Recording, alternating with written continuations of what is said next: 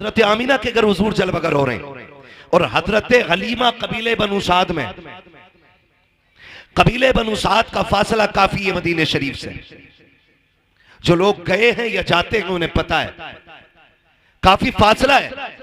इधर हुजूर जलवगर हुए, उधर हजरत हलीमा सादिया ने ख्वाब देखा कि कोई आया, हाथ पकड़ा, एक नदी के किनारे ले गया और एक प्याला उस नदी से भर के दिया। कहती मैंने एक घूंट पिया, मेरे दुख भी खत्म हो गए, मेरी बीमारियां भी खत्म हो गई। और फिर उस हाथ पकड़ने वाले ने कहा हलीमा जानती है मैं कौन हूं? कहा जी नहीं। कहा मैं तेरा वो सब्र हूं जो तूने मुसीबत में भी रखा था। मैं तेरा वो सब्र हूं जो तूने मुसीबत में भी मुझे नहीं छोड़ा।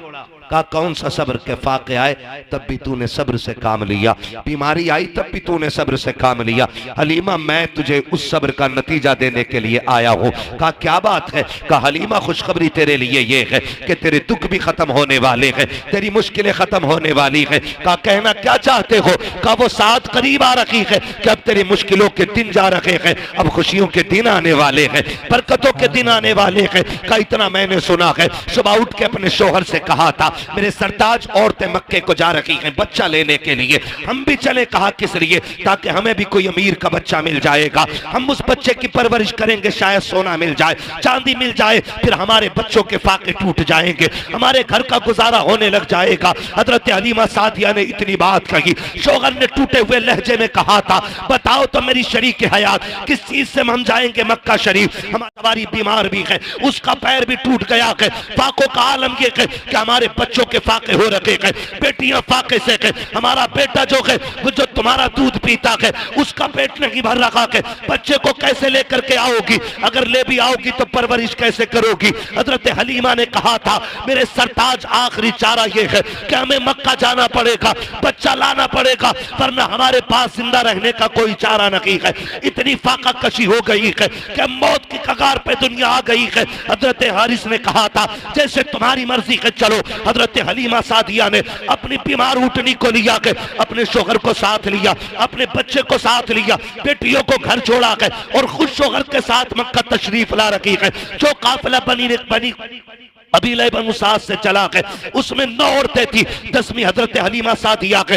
जब आपकी सवारी चलते चलते थकी बैठ गई, हजरत हलीमा कहती है ओ साथियों जरा ठहरो तो सही, मेरी सवारी थक गई है, थोड़ी देर इंतजार कर लो ताकि मेरी सवारी को आराम मिल जाए, फिर मैं भी तुम्हारे साथ चलूंगा। 2-3 मरतबा ऐसा किया। फिर साथ वाली औरतों ने कहा था हलीमा अगर तेरे साथ रुकते रखे तो रास्ते का पानी खत्म हो जाएगा, खाना खत्म हो जाएगा। हलीमा बात ऐसी है या तो साथ चल वरना हमें जाने की इजाजत दे दे। जब काफिले ने पीछे छोड़ने की इजाजत दी है हजरत हलीमा ने कहा जाओ जा सकती हो।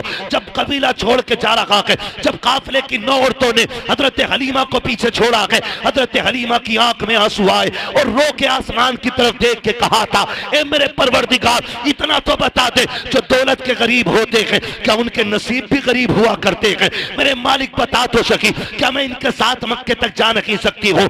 ये कह के हजरत हलीमा सादिया रोई है। तारीख गवाह है हजरत हलीमा सादिया पीछे रह जाती है। जब हलीमा सादिया मक्के में जा रही है, जिस वक्त मक्के में दाखिल हो रखी थी, ये 9 की 9 औरतें बच्चे लेकर के वापस निकल रही है। आपके शोहर ने कहा था हलीमा अब जाके क्या करोगी? जितने बच्चे थे ये ले जा रखी है, अब कोई बच्चा की नहीं होगा, क्या किया जाएगा? हजरत हलीमा सादिया ने कहा था यहाँ पे रब का घर भी है, हरम पाक भी है, आए हैं तो खाली नहीं जाना है। हरम शरीफ में हजरत हलीमा सादिया आती है, आने के बाद खिलाफे काबा पकड़ती है और रो के कहती मेरे परवरदिगार मेहरबानी कर ले, मेरे बच्चे फाके से है, मेरा कबीला भूख की कगार पर है, ए मेरे परवरदिगार बड़ी दूर से चल के आई हूँ, मैं तुझसे दरिया नकी मांग रखी हूँ, एक कतरे का सवाल है, परवरदिगार अपनी चौखट से खाली ना लौटाना।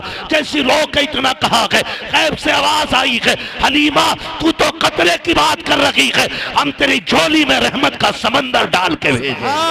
नारे तकबीर, नारे रिसालत, मसल के आला हजरत, मसल के आला हजरत, नारे तकबीर। सरजमीने मुजफ्फरपुर टांडा, सरजमीने मुजफ्फरपुर टांडा, जश्न ईदे मिलादुन नबी, जश्न ईदे मिलादुन नबी, मुफ्ती हम्माद रजा साहब किबला, मुफ्ती हम्माद रजा साहब किबला। नारे तकबीर, नारे रिसालत। थके तो नहीं है ना अभी आप? चलूं आगे, चलूं या सलाम पढ़ लिया जाए? सुनेंगे थोड़ी देर ना? खुदा सलामत रखे, इन मोहब्बतों को अल्लाह कबूल फरमाए, है ना? जरा सारे पीछे वाले भी मेरे भाई बोल दें या रसूल अल्लाह।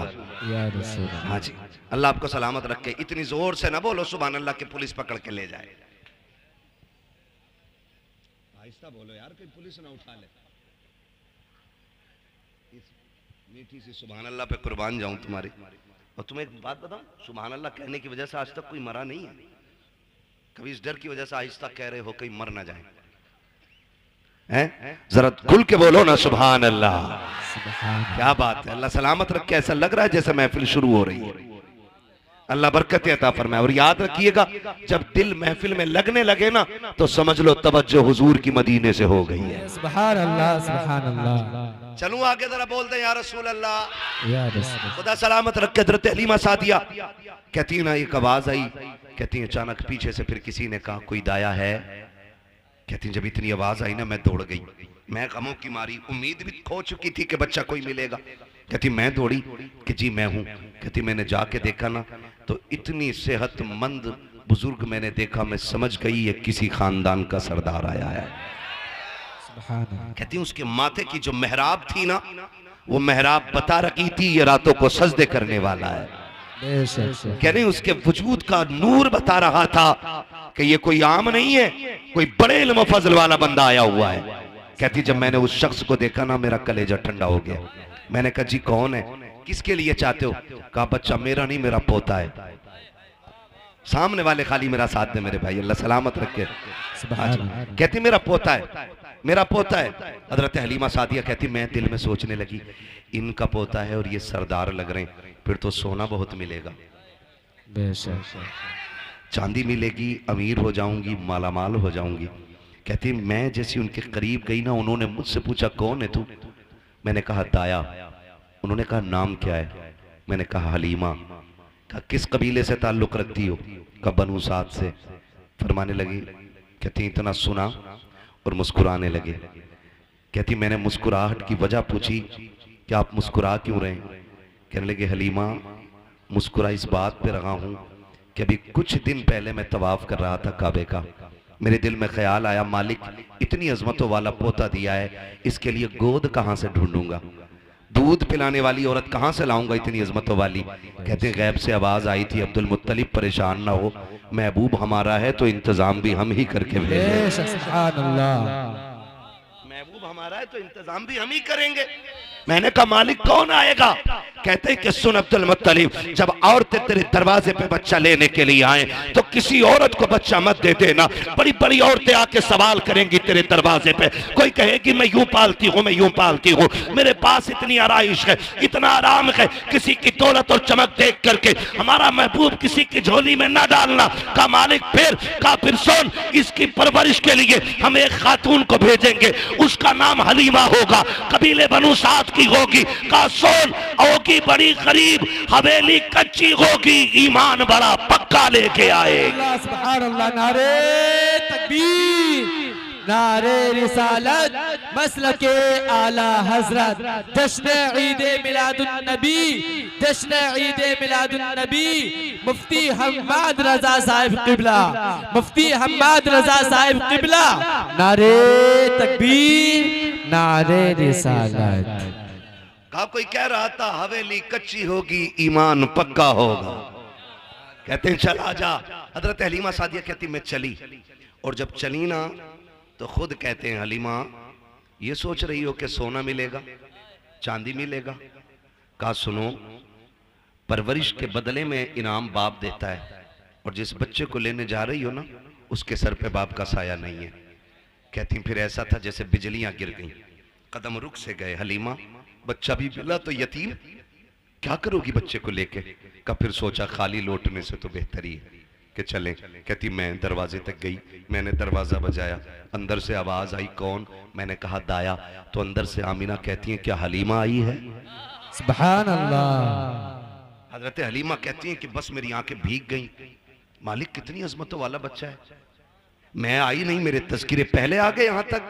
बेशक। और अंदर आके कहती हैं, मैंने आके देखा, हजरत हलीमा कहती मैंने देखा ना, पहली नजर जो मेरी हुजूर के घर में उठी ना, तो मैं देख के हैरत में पड़ गई कि दीवारों से मुस्तफा के घर की नूर टपक रहा था। बेशक, सुभान अल्लाह।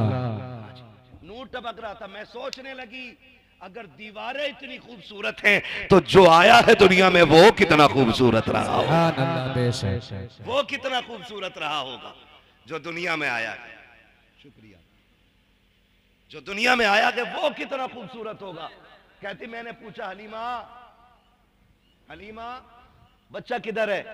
कहती जब मैंने इतना कहा ना तो कहती मैं दूर बैठी थी, मैं दूर बैठी थी। कहती हलीमा कहती हैं आमीना भी दूर थी। कहती कोई झुलाने वाला नहीं था, झूला खुद ब खुद हिल रहा था। बेशक, सुभान अल्लाह। झूला खुद हिल रहा था। कहती मैंने कहा कि बस मैंने झूले को देखा, का इसको झूला कौन रहा है? तो हजरत आमीना कहती हलीमा ये तो मैं भी नहीं जानती हूँ कि झूला झुलाने कौन आता है। तो हजरत हलीमा आप क्या कहती हैं? कहती जब इतनी बात सुनी ना तो कहती मेरे दिल में एक कैफियत तारी हुई कि जल्दी इजाजत दे और मैं बच्चा देखूं। कहती मैं देख सकती हूँ बच्चे को? तो हजरत हलीमा कहती जब मैंने इतना कहा तो कहती हाँ देख लो। कहा मैं दौड़ी और मैं जब झूले के पास गई ना, पालना होता है ना, कहती मैंने घुटने लगा करके वो झूला रोका और रोक के जब मैंने झांक के देखा हुजूर के चेहरे पे कपड़ा पड़ा हुआ था। और मुअर्रिखीन ने लिखा दो रिवायतें, एक रिवायत में ग्रीन रखकर यानी हरा कपड़ा पड़ा था चेहरे पे, दूसरे में लिखा है कि सफेद रंग का कपड़ा था। कहती हुजूर के चेहरे पे कपड़ा था और पूरा घर हुजूर के चेहरे से रोशन हो रहा था। कहती कि बस क्या था, मेरे दिल में कैफियत तारी हुई, हलीमा जल्दी कर देख तो कितनी अजमतों वाला बच्चा है। कहती जैसी मैंने कपड़ा हटाया ना, जैसी चेहरे से कपड़ा सरक के नीचे आया है, कहती पहली नजर पड़ी हाय दिल दे बैठी हुजूर को। का पहली नजर में दिल हार बैठी मुस्तफा को। आका करीम की आंखें बंद है, बस देख रखी हूँ मुस्तफा सो रहे हैं। मैंने सोचा आका करीम को जगाऊं। कहती जगाने के लिए मैंने जैसी सीने पे हाथ रखा है, अभी आका ने आंख नहीं खोली है, मुस्कुराना शुरू कर दिया है। कोई आका कह रहे थे हलीमा आ गई है, तेरा की इंतजार हो रहा था। कहती जब आका मुस्कुराए है, मैंने तेजी से बढ़कर सरकार को उठाया और सीने से लगाया है। अब सरकार ने आंखें खोली है, मेरी चीख निकल जाती है। मैंने आका को सीने से लगाया। हजरत आमीना कहती हलीमा अरे सुन तो सकी, मेरा बेटा यतीम है, बता उजरत क्या लेगी? हलीमा कहती आमीना अब उजरत की बात ना कर,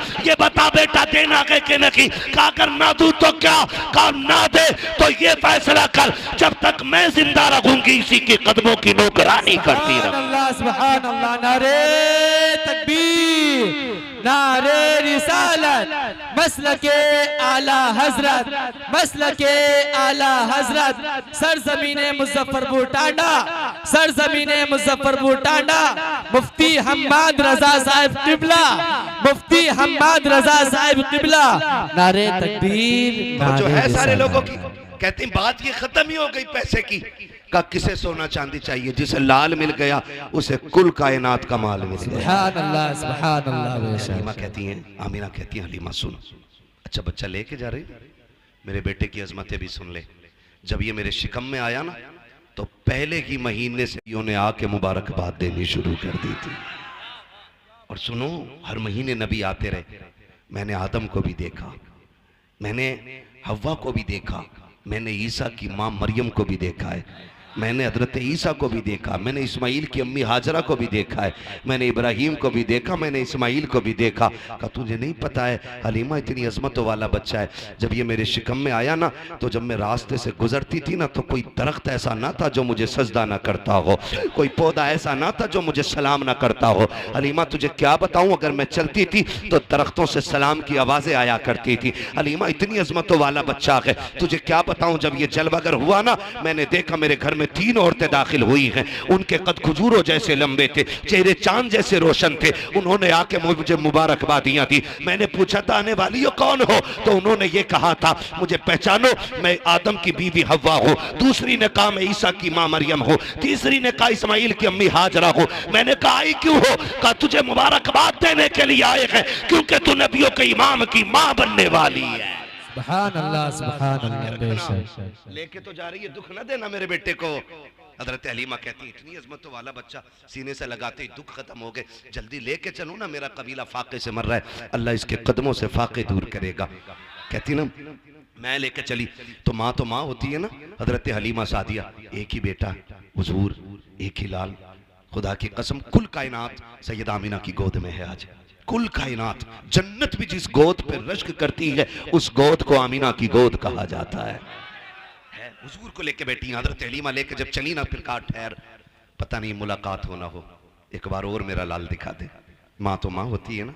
नौजवानों हाथ जोड़ के कह रहा हूँ, तुम्हें खुदा का वास्ता है, 12वीं वाले मुस्तफ़ा का वास्ता है, कभी माँ गुस्से में बात कर लेना तो उसकी बात को झिड़कना नहीं, कभी डांटना मत, कभी माँ के सामने ऊंची आवाज में बोलना नहीं, इसलिए कि माँ के जो लहजे होते हैं ना सख्त, ये अजाब नहीं, खुदा की रहमत हुआ करती है, खुदा की रहमत होती। मैं इन जवानों की बात ना करूं, इनकी बात ना करूं, भाई की बात ना करूं, आपकी बात ना करूं, मैं तो कहता हूं उस बंदे को उठाओ जिसकी दाढ़ी सफेद हो गई हो और उससे उठा के पूछो क्या तुझे अभी माँ की याद आती है?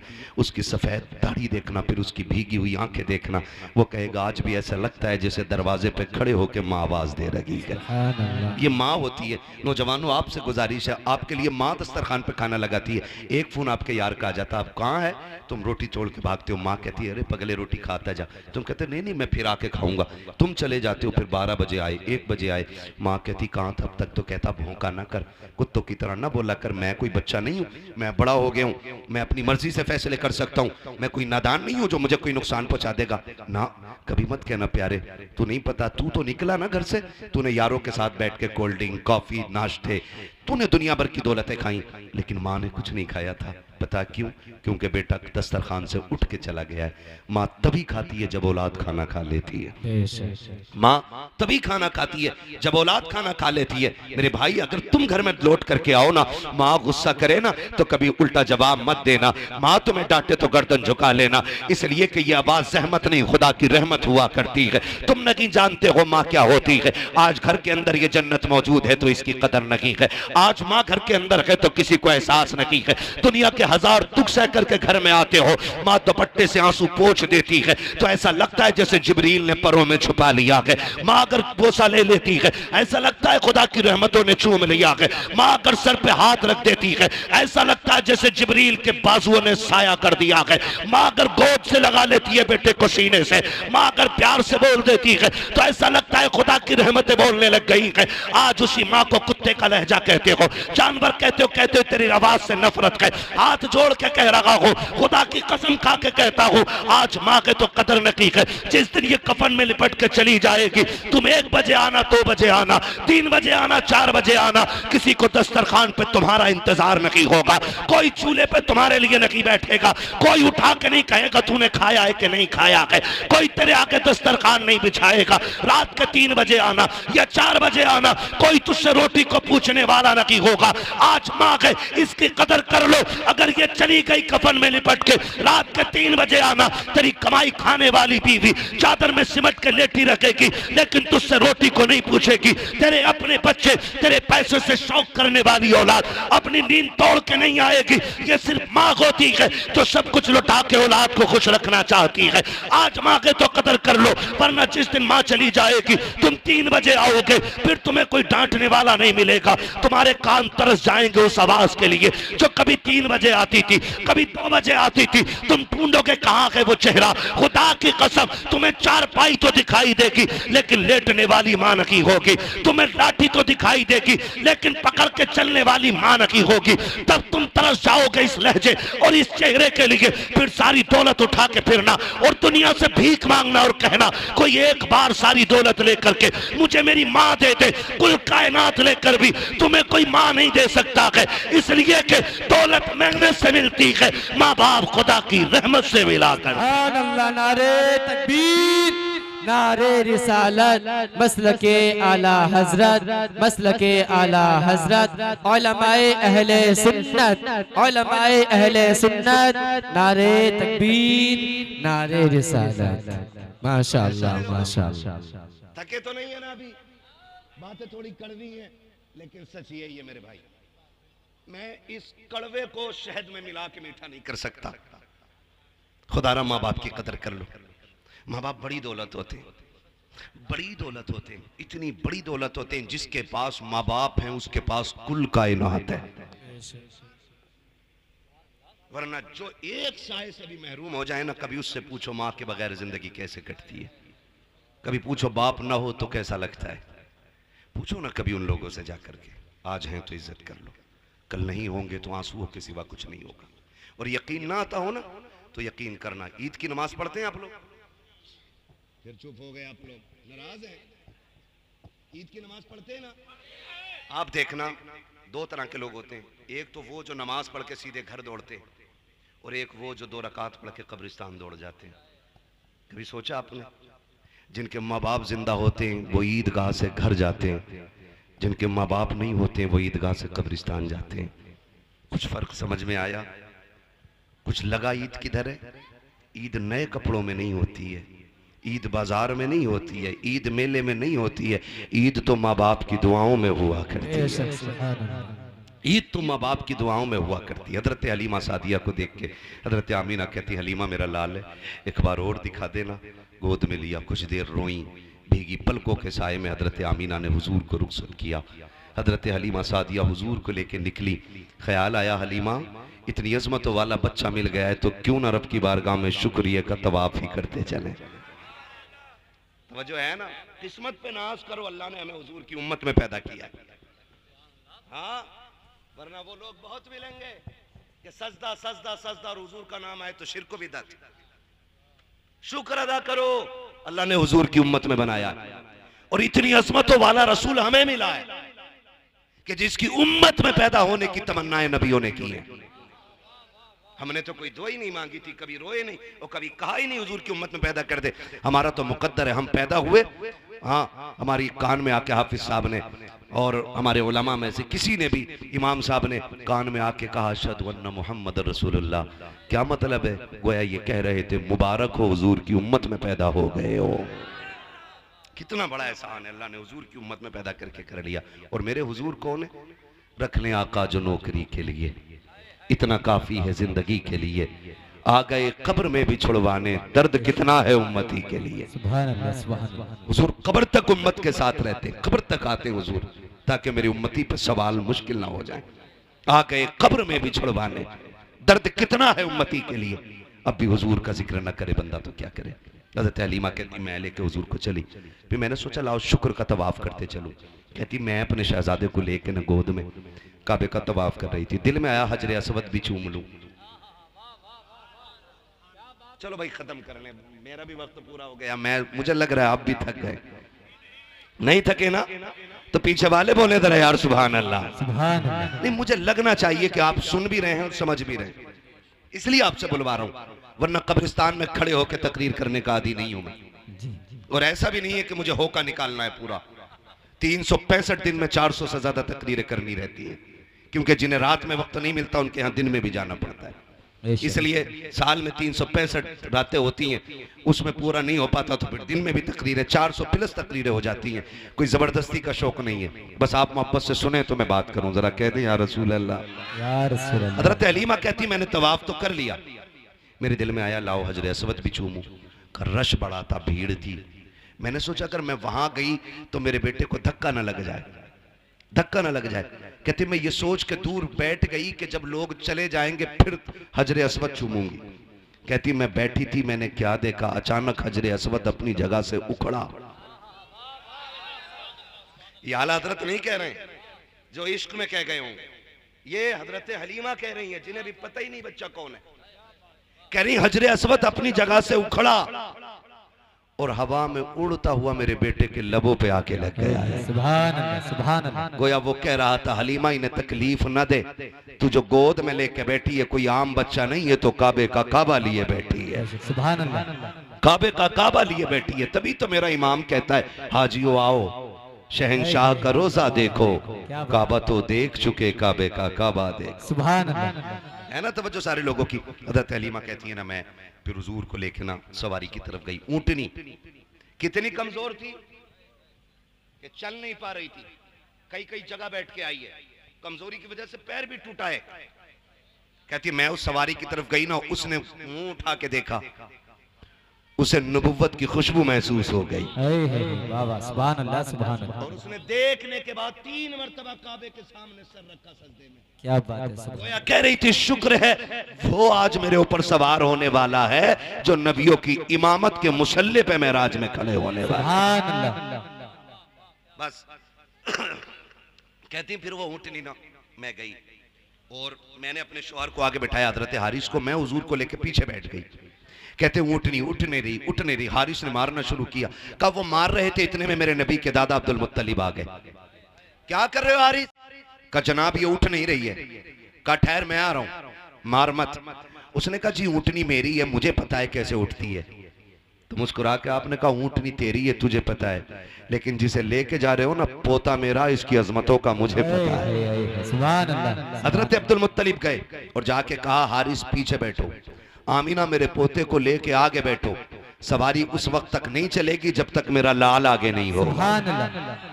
ये जानवर भी जान रहे हैं हुजूर की शान क्या है।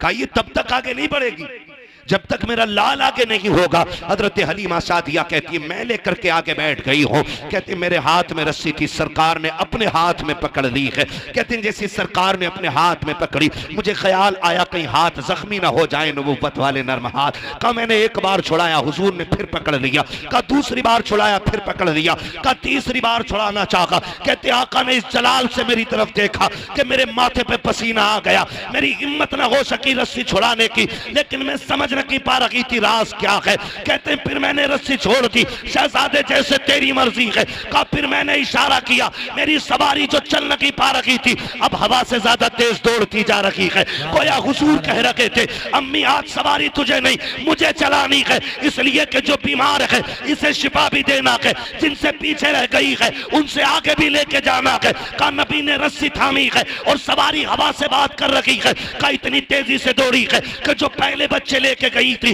वो पीछे रह जाती है। किसी ने कहा वो हलीमा जा रही है, वो हलीमा जा रही है। किसी ने कहा नहीं नहीं हलीमा नहीं हो सकती है, इसलिए कि हलीमा मक्के में होगी। कहा जब ये बातें हुई एक औरत ने कहा हलीमा कहा तू की है? कहा हाँ मैं की हूँ। कहा इतनी तेज कैसे? क्या सवारी बदलती है? हजरत हलीमा ने हुजूर के चेहरे से कपड़ा हटाया। कहा सवारी नहीं, हलीमा ने मक्के में सवार बदल दिया है। नारे तकबीर, नारे रिसालत, उलमाए अहले सुन्नत मसलके आला हजरत मुफ्ती हम्माद रजा साहिब किबला, नारे तकबीर, नारे रिसालत। हजरत हलीमा सादिया कहती मैं लेके चली। कहती सवारी भी प्यासी हो गई, हम भी प्यासे थे। मेरे सरताज ने कहा कहीं रुको पानी पी ले। का एक कुआं पड़ता था रास्ते में मालूम था, हमने कहा उस राह पर चलें जहाँ कुआं है। कहते हम लोग कुएं की तरफ गए, हमने जाके देखा एक औरत रो रही। वो कह रही हाय बर्बाद हो गई, लुट गई। मैंने कहा बात क्या? उसने कहा मेरा बच्चा ना कुएं में गिर गया है, मैं पानी निकाल रही थी, मैंने बच्चे को बैठाया, वो अचानक चलते चलते कुएं में गिर गया। कहा जब बच्चा गिरा ना मैं उसे पकड़ने के लिए दौड़ी तो रस्सी भी गिर गई। कहती अब कोई साधन भी नहीं, मेरा बेटा डूब गया पानी में। हजरत हलीमा कहती रो मत, मेरी गोद में वो है जो हर रोते के लबों पे मुस्कुराहट दे देता है। क्या बात कर रही हो? कहा हाँ। कहा मेहरबानी करो फिर जल्दी करो। कहा बच्चा भी मिल जाएगा। हजरत हलीमा ने ना चेहरे से हुजूर के कपड़ा हटाया और कुएं को हुजूर का चेहरा दिखाया। पानी ने जैसी सरकार का चेहरा देखा उछाला मार के किनारे पे आ गया। औरत ने बच्चा उठा लिया और उठा के कहती हलीमा तू किसी बंदे को लेके जा रही है कि फरिश्ते को लेकर के जा रही है? इतनी अजमतों वाला बच्चा कौन है? हजरत हलीमा ने मुस्कुरा के कहा था जुल्फ देखी है कि नजरों ने घटा देखी है, लुट गया जिसने मोहम्मद की अदा देखी। सुभान अल्लाह, सुभान अल्लाह, सुभान अल्लाह। जिसने मोहम्मद की अदा देखी। हजरत हलीमा हुजूर को लेकर के आई। जिस कबीले में रहती थी ना वो बड़ा गरीब था। कहती जब हुजूर सवारी पे बैठे ना तो जहां सवारी के पैर पड़ जाते थे उस जमीन पे सब्जा उग जाया करता था। मैं हुजूर को ले आई। कहती मैं सोच रही थी, मैंने अपने शौहर से कहा शौहर मेरे सरताज हम तो गरीब है ना, बच्चा इतनी अजमतों वाला ले आए हैं, इसे लेटाएंगे किधर, बिठाएंगे किधर, रखेंगे किधर? हमारे पास तो बिस्तर भी वही गरीबों वाले। हुजूर ने नजरों में नजरें डाली, गोया कह रहे थे अम्मा परेशान ना हो, वो और होंगे जो अच्छे मकानों में रह के अच्छे लगते होंगे, तू उसे लाई है, तू जहां रख देगी मुझे मैं उसी कोठरी को जन्नत का ठिकाना बना दूं। लेके तो चल, अगर तेरी झोपड़ी को रश के जन्नत ना बना दूं तो आमीना का लाल ना कहना। कहती मैं लाई, फिर मेरा घर खुशबू से मुअत्तर हुआ, पूरे कबीले में रहमतों के दरवाजे खुल गए और फिर हुजूर ने वहाँ पे ज़िंदगी के कुछ अय्याम गुजारे। सरकार पूरी ज़िंदगी इन अय्याम को याद करते रहे। फिर मेरे नबी ने ऐलान नबूवत फरमाया। ऐलान नबूवत हुआ, जंगें हुई लोगों से, लोग चढ़ाई करते थे मिटाने के लिए, हुजूर दिफा में जंग लड़ते थे। एक जंग जब हुई ना, बस सब आखिरी सबक और आखिरी पैगाम आपके लिए। जंग हुई, उस जंग में कुछ लोग कैदी बना के लाए गए। सुने इंसानियत क्या चीज़ है, रिश्ते कैसे निभाए जाते हैं। कैदी बनाए गए, कैदी बना के लाए गए। ऐलान नबूवत सरकार फरमा चुके हैं, कैदी बना के लाए गए। सरकार ने ऐलान किया कि जिसे अपने कैदी छुड़ाने ना, इनका फिदिया अदा करे और कैदी ले जाए। इत्तेफाक देखें, जिस मोहल्ले के लोग थे वो, उस मोहल्ले में मेरे नबी की रिजाई बहन हजरत सीमा रहा करती थी। सुभान अल्लाह, सुभान अल्लाह। बोल दे यार सुभान अल्लाह। तो लोगों ने चंदा करना शुरू किया। क्या बात है, चंदा लेना। किस चीज के लिए? कहा मोहम्मद ने कुछ कैदी पकड़ रखे, हमारी फौज के कुछ लोग कैदी बना लिए, वो छुड़ा के लाने। हजरत सीमा ने कहा एक बार और बताना क्या नाम है? कहा मोहम्मद। आंखों में चमक आ गई। कहा कौन मोहम्मद? का वो तो नहीं जो मक्के से हिजरत करके मदीने आए हैं? बाबा। कहा वही मोहम्मद। का कबीले कुरैश से हैं? कहा हाँ वही मोहम्मद। का जिनके बाप अब्दुल्ला है? कहा हाँ। का जिनकी माँ आमीना है? कहा हाँ। फिर कहने लगी चंदा बंद करो, मुझे लेके चलो। कहा तू क्या करेगी? कब चंदा ना करो, तुम्हें नहीं पता वो मेरा भाई लगता है। बहनों को भाइयों पे बड़ा नाज होता है, बड़ा फख्र होता है बहनों को भाइयों पर। और बात बात में भाई प्रधान बन जाए ना, तो बहन कहती तुझे पता है मेरा भाई प्रधान है। खुद छप्पर में रहती है ना, फिर भी कहती है मेरा भाई प्रधान है, मेरा भाई विधायक है। भाई हाफिज कुरान बन जाए, बहन कहती तुझे पता है मेरा भाई हाफिज बन गया, मेरा भाई आलिम है, मेरा भाई इमाम है, मेरा भाई खतीब है। बड़ा नाज बहनों को होता है। कहा सुनो चंदा ना करो, वो मेरे भाई लगते हैं। उन्होंने कहा मुंह बंद कर, इतने बड़े ताकत वाला पैगंबर तेरी सुनेगा? कहा हाँ, मुझे लेके तो चलो ना। कहा चंदा तो कर ले, पैसे ले ले, अगर ना छोड़ा तो फिर वापस आना पड़ेगा। उसने कहा बंद करो अपने चंदे को, उनकी बारगाह में अब सिक्के नहीं चलेंगे, बहन की झोली चले। सुभान अल्लाह, सुभान अल्लाह। अब हजरत सीमा पूरे कबीले के लोगों के साथ आ रही हैं। अब नाज देखे, अब वो दौर जा चुका है कि कोई कंकर मार दे, अब वो दौर गुजर चुका है कि कोई मेरे हुजूर की तरफ मैली आंख से भी देख ले।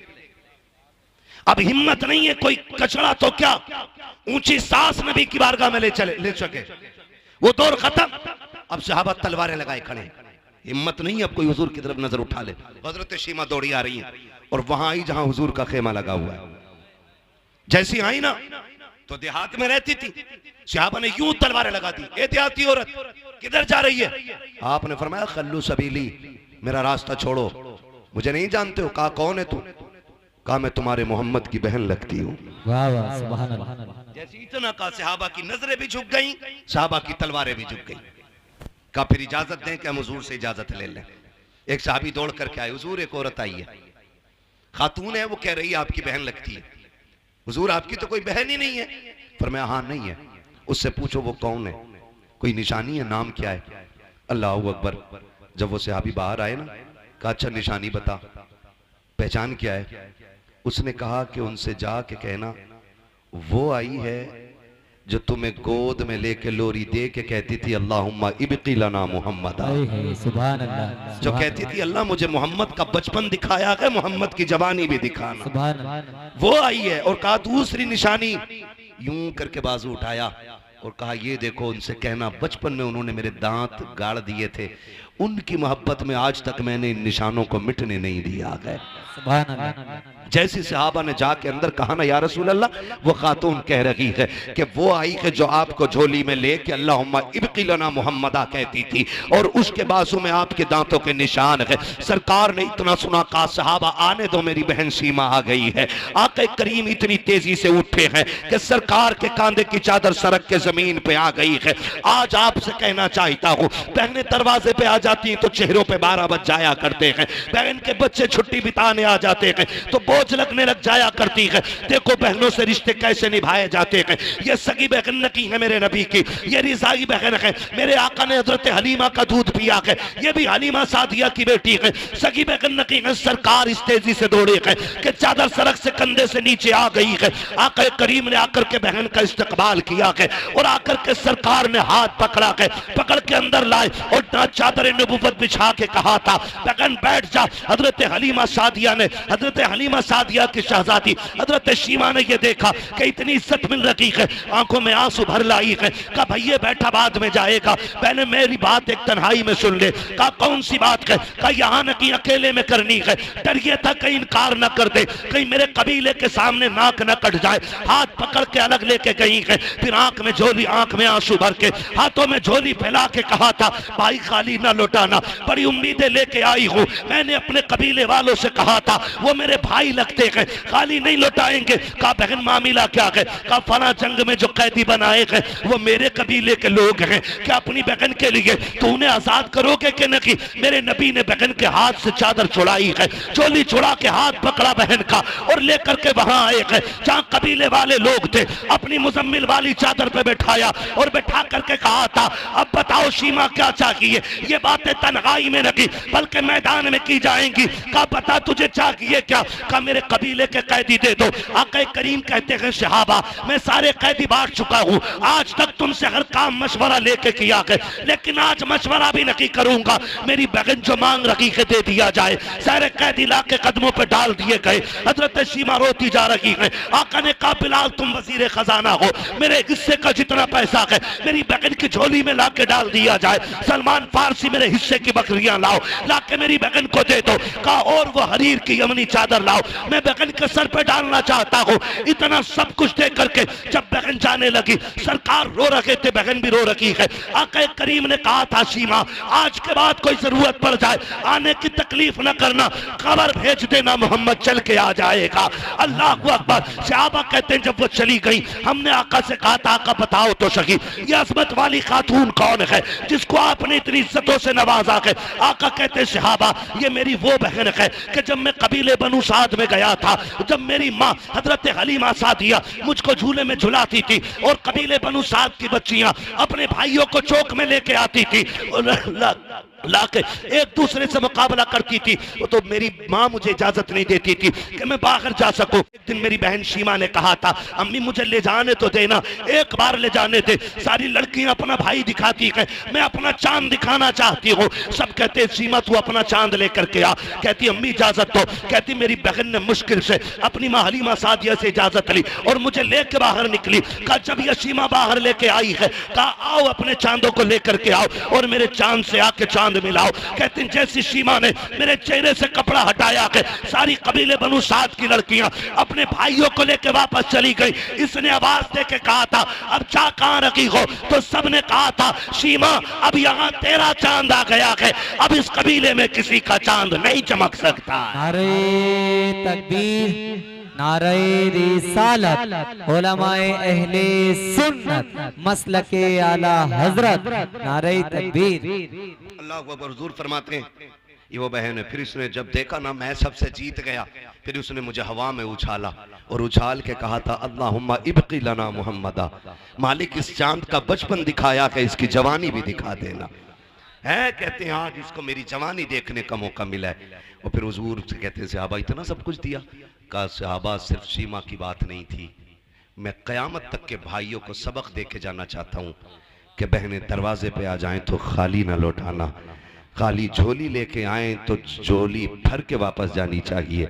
इसलिए कि जिस घर में बहनें आया करती हैं सिर्फ बहनें नहीं आती, खुदा की रहमत लाया करती।